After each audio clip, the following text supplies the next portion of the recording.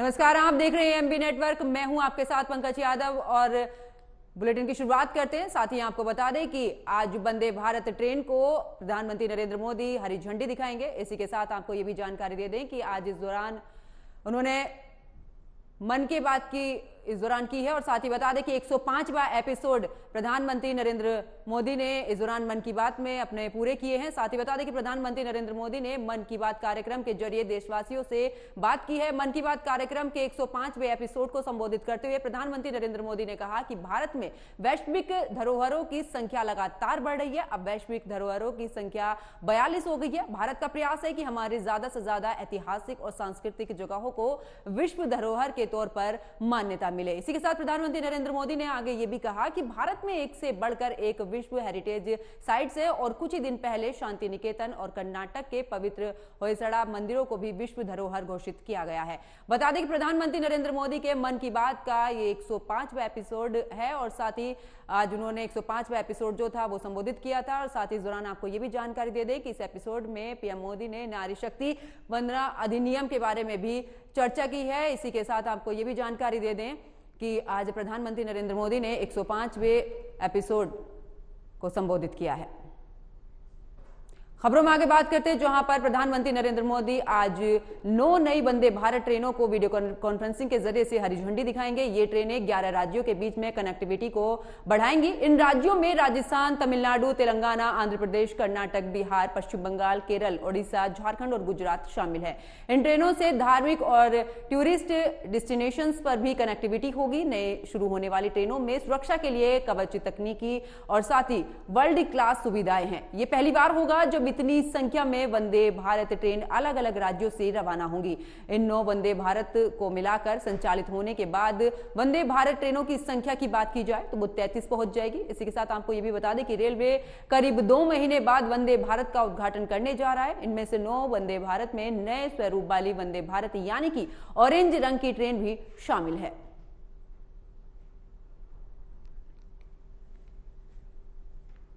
और इसी खबर पर ज्यादा जानकारी के साथ मेरे सहयोगी मनोज मेरे साथ फोन लाइन पर जुड़ चुके हैं। मनोज, आज जिस तरीके से वंदे भारत जो ट्रेन है उसको हरी झंडी दिखाएंगे और सबसे बड़ी बात यह है कि 9 वंदे भारत ट्रेन ऐसी होंगी जिनको हरी झंडी दिखाएंगे आज प्रधानमंत्री नरेंद्र मोदी। इसको लेकर क्या कुछ खास अपडेट? देखिए, बिल्कुल आज जो है उदयपुर से जयपुर की पहली वंदे भारत और राजस्थान की तीसरी वंदे भारत ट्रेन की शुरुआत हो रही है। और क्योंकि देश के प्रधानमंत्री नरेंद्र मोदी इस ट्रेन को हरी झंडी दिखा के, इसके अलावा भी भारत के अंदर में 9 ऐसे राज्य हैं जहां पर आज वर्चुअल क्या नाम है ऑनलाइन के माध्यम से प्रधानमंत्री नरेंद्र मोदी 9 ट्रेनों को रवाना करेंगे, जिससे कि 11 राज्यों की कनेक्टिविटी आपस के अंदर में जुड़ाव होगा। अगर हम बिहार की बात करें या उड़ीसा की बात करें, पश्चिम बंगाल की बात करें, तो आपस के अंदर में इन राज्यों को जोड़ने का पूरा प्रयास किया गया इन 9 वंदे भारत ट्रेनों के माध्यम से। और आज इस प्रकार से नरेंद्र मोदी की जो को सौगात दी गई है उसको देखते हुए आम लोगों के अंदर में बहुत उत्साह है। और लोग, क्योंकि इससे पहले भी कई बार मांग की गई थी वंदे भारत ट्रेन की कि जयपुर से उदयपुर के बीच में होना चाहिए, क्योंकि उदयपुर एक टूरिस्ट पैलेस है और कई ऐसे आयोजन होते हैं जहां पर कोई एक ऐसी गाड़ी नहीं थी जिससे कोई लग्जरी ट्रेन के माध्यम से उदयपुर पहुंचा जा सके। लेकिन आज प्रधानमंत्री ने उदयपुर और जयपुर वंदे भारत ट्रेन की शुरुआत करके एक बहुत अच्छा काम किया है। बिल्कुल मनोज, लेकिन जिस तरीके से ये भी खबर निकलकर सामने आ रही है कि ऑरेंज कलर की जो वंदे भारत है वो भी रवाना की है प्रधानमंत्री नरेंद्र मोदी ने, उसको भी हरी झंडी दिखाया है, उसमें क्या कुछ खास?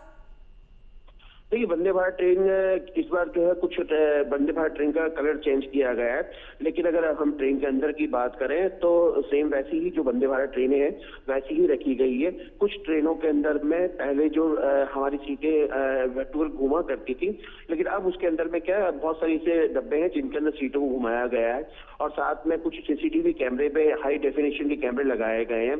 लेकिन की अगर बात करें तो पूरी ट्रेन के अंदर में हर बार कोई ना कोई नई फंक्शन का इस्तेमाल किया जाता है और नई तकनीक का इस्तेमाल किया जाता है। इस बार वंदे भारत के अंदर में कुछ ट्रेनों में कलर चेंज किया गया है, वो कितने कारगर साबित होते हैं सफेद वंदे भारत ट्रेन के मुकाबले ये तो वक्त ही बताएगा। लेकिन आज हाँ, देश को 11 वंदे भारत राज्यों को 9 वंदे भारत ट्रेन मिल रही है, जिससे कि आपस में कनेक्टिविटी हो सके। बिल्कुल, चलिए बहुत बहुत शुक्रिया मनोज शर्मा हमारे साथ जुड़ने के लिए, विस्तार पूर्वक जानकारी देने के लिए।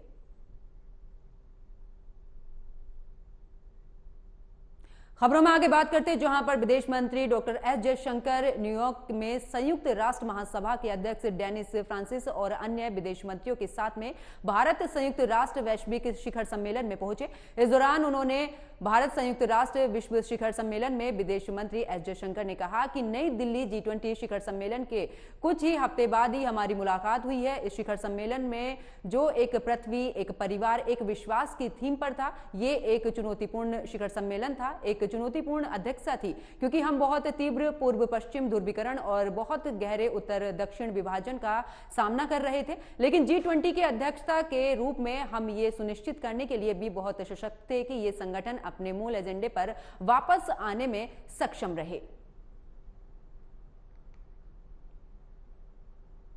खबरों में आगे बात करते हैं, जहां पर भारत संयुक्त राष्ट्र ग्लोबल समिट को संबोधित करते हुए संयुक्त राष्ट्र के भारत की स्थायी प्रतिनिधि रुचिरा कंबोज ने भी कहा है कि ग्लोबल साउथ से भारत का जुड़ाव सिर्फ नीतिगत नहीं है, हमारे बीच में संस्कृति और दर्शन का संगम है। कोविड जैसे महामारी के दौर में भी भारत ने मदद का हाथ बढ़ाया और लगभग 100 देशों को इस दौरान टीके दिए और 150 देशों को दवाइयां भी सप्लाई की गई।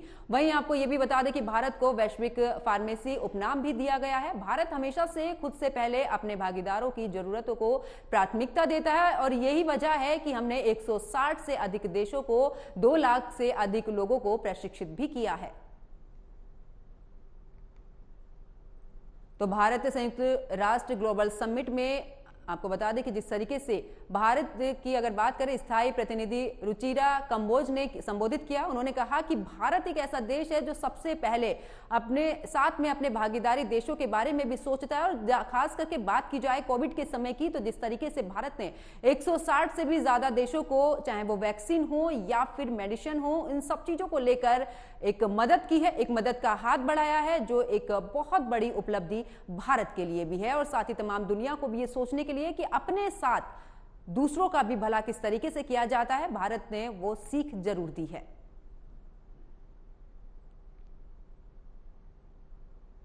और अब खबर झारखंड के लातेहार से है, जहां पर देर रात संबलपुर जम्मू तवी एक्सप्रेस ट्रेन में 8 से 10 हथियारबंद डकैतों ने जमकर उत्पात मचा दिया है। बता दें कि डकैतों ने चलती ट्रेन में यात्रियों के साथ मारपीट की, उनके मोबाइल, पर्स के साथ साथ जेवरातों को भी लूट लिया है। यात्रियों में दहशत फैलाने के उद्देश्य से 8 से 10 राउंड फायरिंग भी की गई। वो इसी दौरान आपको ये भी जानकारी दे दें कि पूरी लूटपाट की घटना को अंजाम देने के बाद संबलपुर जम्मू तवी एक्सप्रेस के S9 बोगी में भी सवार डकैत चेन पुलिंग करके इस दौरान ट्रेन को रोककर फरार हो गए हैं। वहीं बरवाडिया की अगर बात की जाए और साथ ही लातेहार की, तो वहां पर स्टेशन के बीच में हुई इस लूटपाट के बाद यात्रियों ने स्टेशन पर पहुंचकर जमकर हंगामा किया।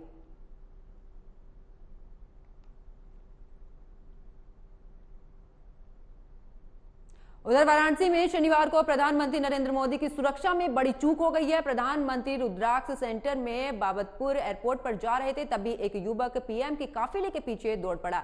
पीएम की गाड़ी उससे बामुश्किल 10 फीट की दूरी पर ही थी। वो चिल्लाकर पीएम मोदी से सेना में नौकरी मांगने की भी इस दौरान गुहार लगाता हुआ उसके पीछे भागता हुआ नजर आया। हालांकि पीएम का काफिला रवाना होने के साथ ही पुलिस युवक को सिगरा थाने लेकर चली गई, जहां पर पुलिस की पूछताछ में पता चला कि युवक गाजीपुर के जमानिया रोड का रहने वाला कृष्णा गुप्ता है और वो खुद को बीजेपी कार्यकर्ता बता रहा है। इन्वेंटर समिट के दौरान लखनऊ में सीएम योगी और राजनाथ सिंह की कार पर भी दस्तावेजों की गोले इस दौरान बनाकर फेंके गए थे। वो पहले भी सत्ता पक्ष के नेताओं और मंत्रियों का घेराव भी कर चुका है। खबरों में आगे बात करते हैं, जहां पर देवकीनंदन ठाकुर आगरा की जामा मस्जिद की सीढ़ियों से श्री कृष्ण भगवान की मूर्तियों को मुक्ति के लिए आंदोलन चला रहे हैं। साथ ही हिंदुओं को एकजुट करने और जाति में नहीं बांटने की भी अपील इस दौरान हिंदू समाज से कर रहे हैं। इसी को लेकर ये रिपोर्ट देखिए। धर्म की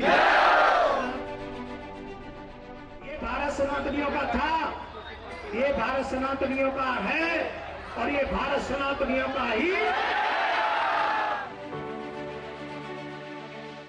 कन्हैया की छवि को मस्जिद की सीढ़ी में दबाने वाले को हम मुंह तोड़ जवाब दोगे कि नहीं दोगे?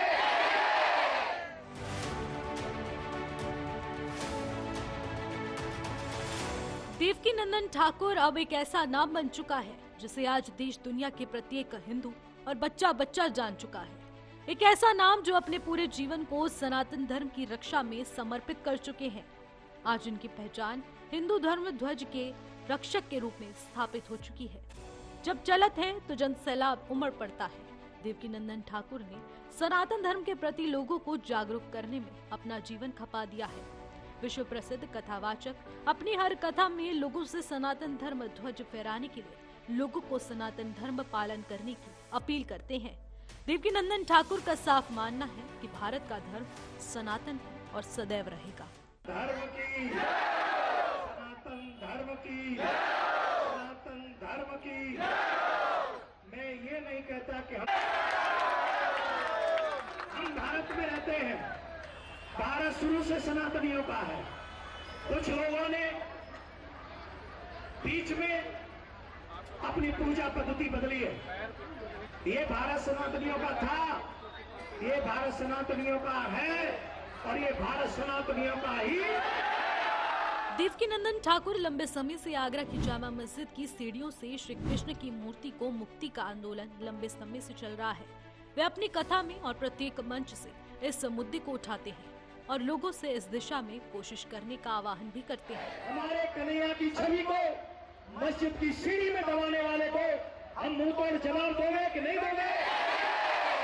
आज भारत के नौजवान को जगना होगा। जब भारत का नौजवान जगेगा तो कायर बुज़दिल हमारे धर्म पर उंगली उठाने वाला वो रण छोड़ के भागेगा, इसमें कोई दो राय नहीं। कथावाचक देवकीनंदन ठाकुर जातिवाद को हिंदू धर्म के लिए सबसे बड़ा खतरा बताते हैं और लोगों से इससे दूर रहने की अपील भी करते हैं। सदियों तक सुरक्षित चाहते हो ना, अब जातियों में मत बटो। अरे क्या करोगे जातियों में बटकर? अब एक हो जाओ। जब भी कोई पूछे कौन है तो एक जवाब दो, हम सनातनी हैं। जोर से कहो हम, गर्व से कहो हम। देवकीनंदन ठाकुर लगातार सनातन धर्म की रक्षा के लिए काम करने वाले सनातन हिंदू धर्म गुरु हैं। जिस तरह सनातन धर्म की रक्षा और हिंदू राष्ट्र के लिए अभियान चल रहे हैं, इस दिशा में उनकी कोशिशें और विश्वास को देखते हुए कहा जा सकता है कि जल्द ही उनका सपना पूरा होगा। साथ ही आगरा की जामा मस्जिद की सीढ़ियों से केशव की मूर्ति को भी मुक्ति कराकर धर्म रक्षा में इतिहास रचेंगे। Bureau report, AMB network. सनातन धर्म की, ये भारत सनातनियों का था, ये भारत सनातनियों का है और ये भारत सनातनियों का ही। वरिष्ठ नेता और राज्यसभा सांसद जयराम रमेश ने नई संसद भवन को लेकर प्रधानमंत्री नरेंद्र मोदी पर टिप्पणी की है, जिसके बाद केंद्रीय मंत्री धर्मेंद्र प्रधान ने भी पलटवार करते हुए कहा और साथ ही उन्हें करारा जवाब भी दिया है। केंद्रीय मंत्री प्रधान ने कहा कि जयराम रमेश ये बयान उनकी छोटी मानसिकता का प्रतिफलन कर रहा है। जयराम रमेश जी की इस बयान उनकी हताशा का, उनकी कुंठित मानसिकता का और छोटे मानसिकता का प्रतिफलन कर रहा है। उन्हीं की पार्टी की नेता लोकसभा में बोलते हुए, जॉइंट सेशन में बोलते हुए ये कहा था कि कांग्रेस पार्टी की शासन जब थी, आदरणीय मीरा कुमार जी जब स्पीकर रही, उस समय में उन्होंने नई सदन की बात कही। उसी को तो माननीय प्रधानमंत्री जी ने एक लॉजिकल एंड तक लेके गया। गुलामी की मानसिकता से नहीं उभरने वाले कांग्रेस पार्टी और उनकी चाटुकार समूह को समझ में नहीं आएगा कि नया भारत क्या है, उभरता हुआ भारत क्या है, पराधीनता की मानसिकता से निकलने वाला भारत क्या है। हमें संविधान सदन पे भी गौरव है, जहां हमारे देश की संविधान के बारे में चर्चा हुई, बनाई गई, और आज की आने वाले 100-200 साल को ध्यान में रखते हुए प्रधानमंत्री जी ने जो नई सदन बनाई है राज्यसभा के लिए, लोकसभा के लिए, उसके अंदर एक भारत की सभ्यता को प्रतिफलित करते हुए एक एग्जीबिशन में है, उसको लेकर गर्वित है। और ये जो देश को अपनी जागीर मानने वाले लोग हैं, अपने घर की संपत्ति मानने वाले लोग हैं, यह उनकी मालिकों को, उनकी आकाओं को खुश रखने के लिए इस प्रकार की चाटुकारिता का बयान है। जयराम रमेश जी की इस बयान। उधर विपक्षी दलों की कई घंटे की बैठक के बाद भोपाल में गठबंधन की पहली रैली करने पर सहमति बनी थी। चुनाव को देखते हुए चुनावी राज्यों में इस रणनीति को सही बताया जा रहा था, लेकिन अचानक कमलनाथ ने इंडिया गठबंधन की पहली रैली रद्द करने का ऐलान सबके सामने कर दिया, जिसको लेकर सभी चौंका दिया उन्होंने सभी को। और इस दौरान इसी को लेकर ये रिपोर्ट देखिए।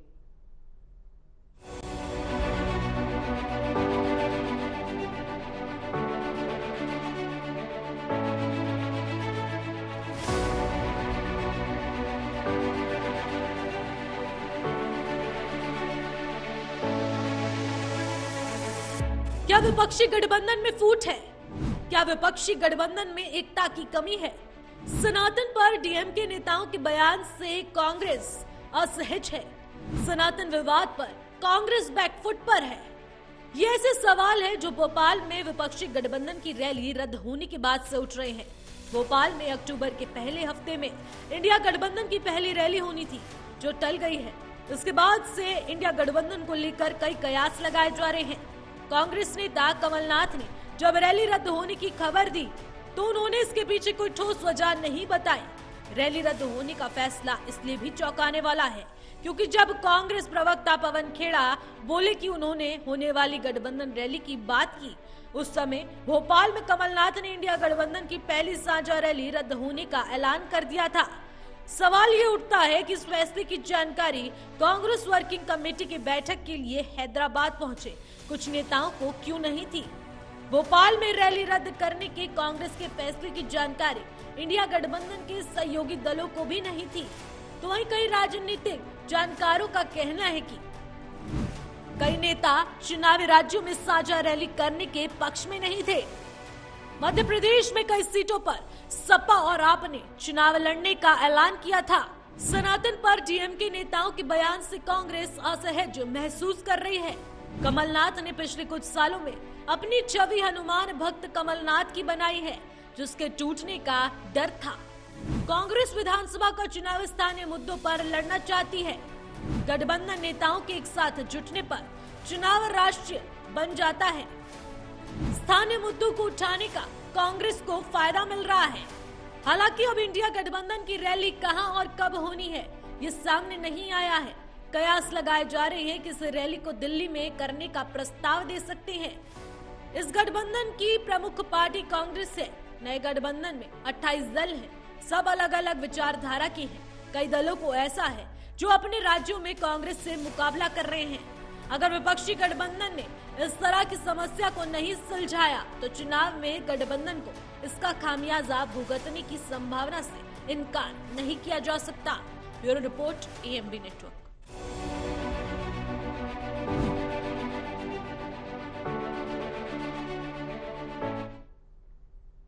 खबरों में आगे बात करते हैं, जहां पर मध्य प्रदेश में साल के अंत में विधानसभा चुनाव होने हैं और इसके साथ ही कांग्रेस ने शिवराज सरकार पर हमले तेज कर दिए हैं। इस दौरान कांग्रेस नेता कई बार ऐसे शब्दों का इस्तेमाल करते हैं तो कि इस दौरान बता दें कि लोकतंत्र में शोभा नहीं देता है। इंदौर में कांग्रेस नेता कमलनाथ ने एक सभा को संबोधित करते हुए शिवराज सरकार पर भी नौजवानों की उपेक्षा करने का आरोप लगाते हुए कहा कि जिस सरकार की प्राथमिकता ही नौजवान ना हो, उस सरकार को लात मार कर हटाना चाहिए। उन्होंने क्या कुछ कहा है, आपको सुनवाते हैं।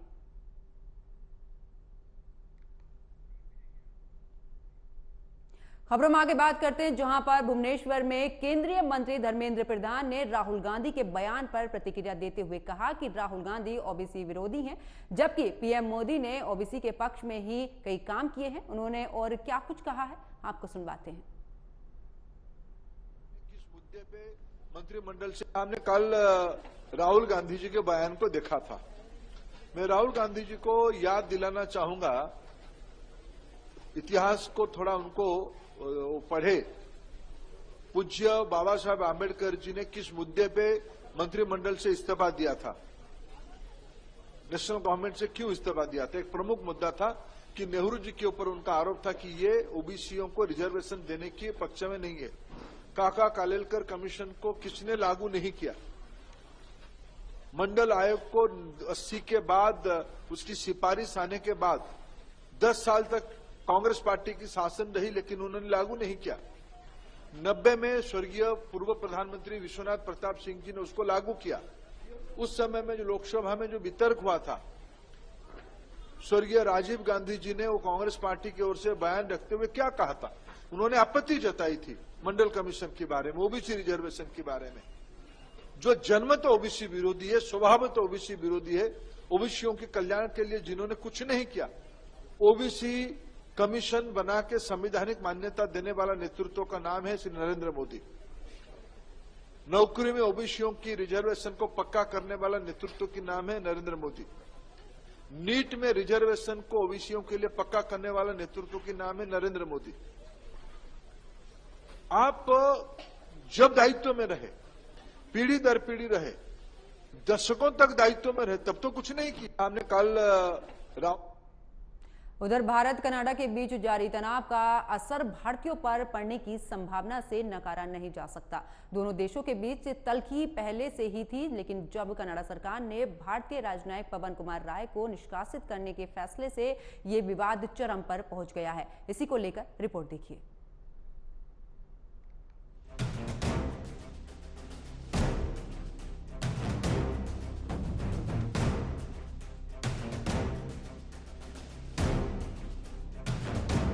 इन दिनों भारत और कनाडा के बीच विवाद की खबरों ने तूल पकड़ लिया है। अब दोनों देशों की सरकारों के बीच तल्खी बढ़ गई है। भारत सरकार ने ट्रूडो के आरोपों को सिरे से खारिज कर दिया है। दोनों देशों के बीच शुरू हुए इस विवाद से व्यापार ही नहीं, बल्कि कनाडा में बड़ी संख्या में रहने वाले भारतीय लोगों, खासकर पंजाबियों पर भी असर पड़ेगा। पूरी दुनिया में भारत के सबसे ज्यादा सिख कनाडा में ही रहते हैं। कनाडा की कुल आबादी तकरीबन 3 करोड़ 82 लाख है और अब इनमें से 2.6% यानी 9,42,170 पंजाबी हैं। पंजाब के लोग न केवल कनाडा में नौकरी करते हैं, बल्कि वहां की बिजनेस कम्युनिटी में भी उनका अच्छा खासा दबदबा है। खासकर एग्रीकल्चर और डेयरी फार्मिंग वगैरह में तो पंजाबी पूरी तरह डोमिनेट करते हैं। पंजाबियों के अलावा कनाडा में दूसरे भारतीयों की भी अच्छी खासी तादाद है। हरियाणा, राजस्थान, यूपी, नई दिल्ली और दक्षिण भारत के कई राज्यों के लोग बड़ी संख्या में कनाडा में हैं। भारत से हर साल हजारों स्टूडेंट्स भी कनाडा जाते हैं। विवाद तो दोनों देशों के बीच बढ़ता जा रहा है। इस विवाद में सबसे पहले कनाडा सरकार ने भारतीय राजनयिक पवन कुमार राय को निष्कासित कर दिया है, तो वहीं भारत में भी कनाडाई राजनयिक को भी भारत ने वापस कनाडा भेज दिया और साथ ही कनाडा को भी ये बता दिया कि जैसी करनी वैसी भरनी। लेकिन बात अगर दोनों देशों के संबंधों की है तो भारत और कनाडा दोनों देशों के लोगों के लिए बड़ी मुश्किलें पैदा करती है। अब आपको दोनों देशों के बीच इस विवाद से क्या क्या दिक्कतें हो सकती हैं उसको समझाते हैं। व्यापार में अरबों का नुकसान होगा। दोनों देशों के बीच होने वाले ट्रेड से जुड़े आंकड़ों पर नजर दौड़ाई जाए तो वित्त 2021-2022 में दोनों मुल्कों के बीच $7 अरब का व्यापार हुआ था। चालू वित्त वर्ष यानी 2022 और 23 के शुरुआती 6 महीनों में ही दोनों देशों के बीच $8.16 अरब का व्यापार हो चुका है।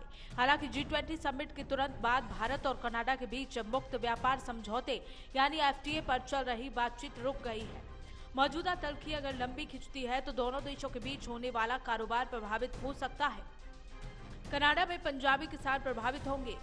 कनाडा के एग्रीकल्चर, हॉर्टिकल्चर और डेयरी फार्मिंग सेक्टर में पंजाबियों का पूरी तरह दबदबा बना हुआ है। कनाडा से खेती और बागवानी से जुड़े उत्पाद भारत सप्लाई होते हैं और इसका सीधा फायदा वहां रहने वाले पंजाबियों यानी भारतीयों को मिलता है। अगर भारत कनाडा के संबंध बिगड़ते हैं तो इसकी सीधी मार इन्हीं भारतीयों पर पड़ेगी। इसका असर नवंबर 2017 के केस के साथ समझा जा सकता है। उस समय भारत सरकार ने पीली मटर के इंपोर्ट पर अंकुश लगाने के लिए इस पर लगाने वाले टैरिफ को 50% तक बढ़ा दिया था। इसका कनाडा में खेती करने वाले भारतीयों पर बुरा असर पड़ा और उन्होंने अपना उत्पाद काफी कम कीमत पर पाकिस्तान को भेजना पड़ा।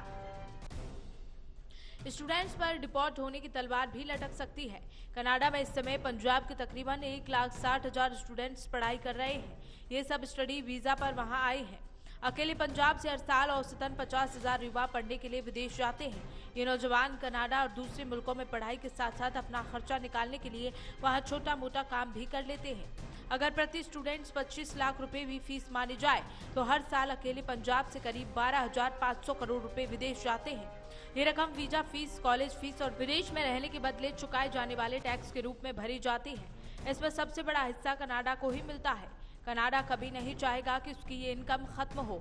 हालांकि अगर दोनों देशों के बीच तनाव बढ़ता है तो कनाडाई सरकार भारतीय स्टूडेंट्स के लिए अपने नियम सख्त बना सकती है। इसमें उनका वीजा कैंसिल कर डिपोर्ट करना भी शामिल है। अब जिस तरह से दोनों देशों के बीच लगातार विवाद बढ़ता जा रहा है, इसका असर पूरी तरह से दोनों देशों पर पड़ेगा और साथ ही दोनों देशों में रहने वाले लोगों को इसका अच्छा खासा खामियाजा भी भुगतना पड़ेगा। AMB network bureau.